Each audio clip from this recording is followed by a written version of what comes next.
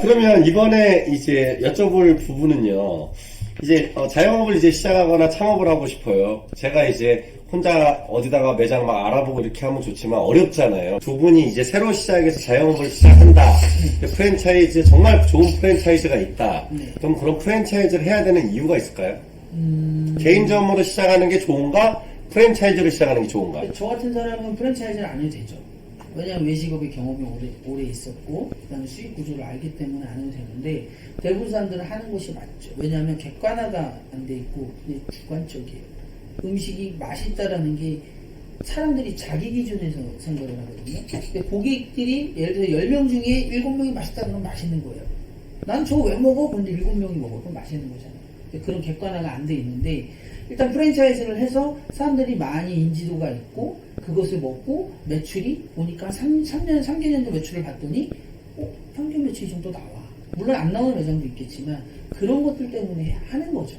그럼 A라는 프랜차이즈가 있는데 그 프랜차이즈의 매출을 말씀하셨잖아요. 이게 김성기 대표님 얘기하는 것처럼 매출을 보고 해야 된다는 게 이 정도 매출이면 좋은 매출인지 적은 건지 뭐 일반인들은 모르잖아요. 그러니까 이게 법칙이 있어요. 뒤에서 말씀을 드리려고 했는데 일단은 이 작은 장사를 시작하는 게 자영업이라고 하잖아요. 근데 네. 그냥 볼게요.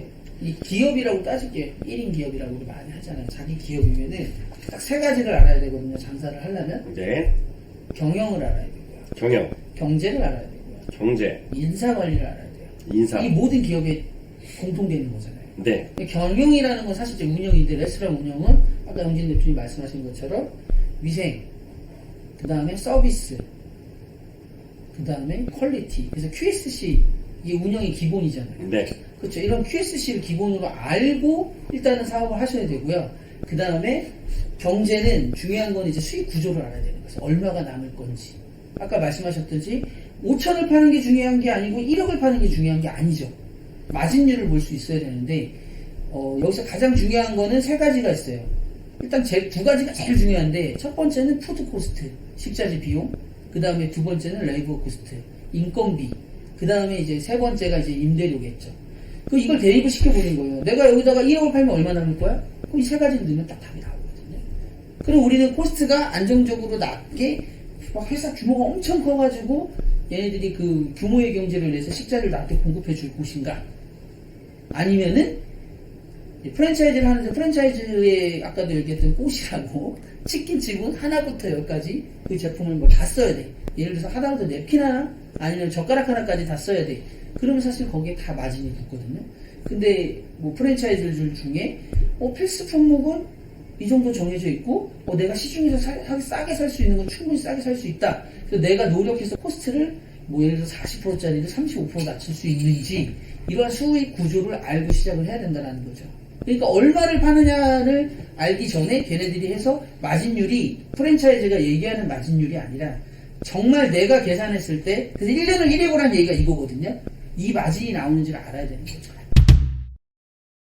우리가 프랜차이즈를 이렇게 고를 때 아니면 선택을 할 때 뭐가 중요할까요? 일단은 글쎄요, 뭐 인지도 아닐까요? 이제 여기에서 잘 따져봐야겠죠. 네. 그 인지도만큼 과연 내가 이걸 했을 때 마진율이 좋은지, 예를 들어서 내가 매출을 얼마 정도 올릴 수 있을 것인지 이거 잘 따져봐야죠. 그러면 영진 대표님 인지도에 대해서 좀 더 디테일하게 정확하게 알아듣기 쉽게 인지도 어떤 건가요? 예를 들어서 그런 거겠죠.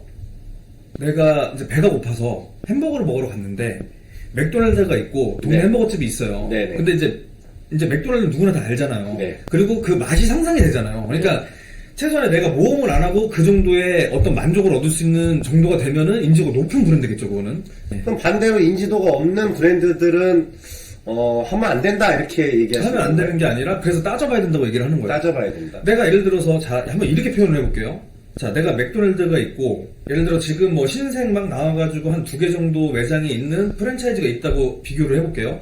자, 맥도날드를 하는데 여기는 인지도도 있고 매출도 어느 정도 분명히 나오겠죠. 근데 맥도날드 하는데 내가 남는 게 별로 없어요. 막 본사에서 뭐 떼고 인지도가 있으니까 그만큼 브랜드 파워가 있으니까 맥도날드 본사에서는 그만큼 더 마진을 많이 취하겠죠. 근데 이제 이쪽 개인 장사 같은 경우는 인지도는 없지만 일단 판단을 했을 때 햄버거 너무 괜찮아. 사람들이 먹어보면 이거는 지방분율이 있을 것 같아. 라는 판단이 들고 또 그만큼의 어떤 이익이 있어야겠죠. 이걸 따져보고 해야 되겠죠. 그러니까 무조건 뭐 브랜드 인지도가 있다고 해서 좋은 브랜드라고 할 수는 없죠.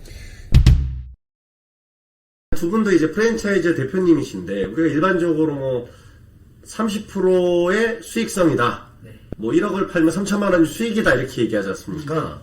그렇게 나오는 매장도 있기는 하죠. 근데 평균적으로 그 매출이 나오기가 쉽지는 않죠. 그리고 자 마진율이라는 게 되게 웃긴 게 자 매출 대비 비율이잖아요. 네, 맞습니다. 율이잖아요, 율. 그죠? 네. 그걸 어떻게 30%, 35%를 무슨 기준으로 30%, 35% 나온다고 얘기를 할 수가 있는 거죠? 그렇죠. 매출을 보장해 줬어야죠, 그러면. 그러니까 이제 저는 그렇게 생각을 해요. 그 마진율이라는 게 일단 손익분기점이라는 게 있겠죠. 그 손익분기점이 넘어가면 예를 들어서 몇 프로의 마진율이 나온다라는 거는 통계적으로 알 수 있겠죠. 근데 그 마진율이라는 것도 그래요. 뭐 예를 들어서 내가 이 매장에서 이 정도 월세에 이 정도 사이즈의 매장에서 몇 명의 인원을 써서 뭐 식재료비는 얼마가 들어가고 해가지고 얼마를 팔았을 때 뭐 예를 들어서 5천을 팔았을 때 25%가 남는다. 이거는 가능하겠죠. 근데 이게 5천을 팔았을 때 25%가 남으면은 예를 들어서 1억을 팔았다. 그러면은 50%가 남겠죠. 그러니까 마진율이라는 게 그런 것 같아요. 손익분기점이 일단 나와야 되고 그 손익분기점을 넘었을 때는 마진율이 팍 올라가겠죠. 왜냐면은 월세라던가 인건비라던가 이런 거는 약간 고정비적인 성격이 있기 때문에 그러니까 저희는 이 마진율을 계산을 할 때 물론 전체 매장 평균을 내기도 하지만 저는 기준을 일단 월세로 잡아요. 근데 이것도 다 통용이 되는 게 아닌 게 일단 서울 쪽이랑 수도권 쪽이랑 지방 쪽이랑 월세 차이가 너무 커가지고 또 이것 또한 절대적인 기준이 될 수는 없어요. 좀 전에 30%에 대한 기준을 우리 최영진 대표님 얘기해 줬지 않습니까? 그런 게 적립이 됐을 때가 수익이 이제 알 수 있다잖아요. 근데 그 부분에 제가 궁금한 게 우리가 이제 그런 얘기를 많이 하지 않습니까? 제가 알기로는 30%라고 했는데 조금 더 따져봤더니 덜 뺐어. 네, 덜 뺐어. 그분들이 맨날 얘기하는 게 저희 브랜드는 이렇게 남습니다. 근데 제가 가끔 이렇게 쭉 분석을 해보면 뭐가 좀 이상해요. 안 맞아요. 제일 장난 많이 치는 게 뭐 점주 운영. 점주 운영. 인건비가 점주 인건비가 너무 안 뺀 거야. 아, 네네네. 무슨 말인지 아시죠? 네. 예를 들어서 우리가 인건비를 20% 썼어야 되는데 거기가 이제 내가 일을 안 하고 20%가 아니라 내가 하고 20%인 거죠. 네. 실질적으로 20%가 아니고 한 25%가 된다고 이렇게 봐야 되는 거고 더 나간 게 있습니다. 뭡니까? 부부 운영. 부부 운영. 아, 그러면 600이 빠집니다. 부부 운영이면 두 명은 그냥 날아갔네요. 그렇죠.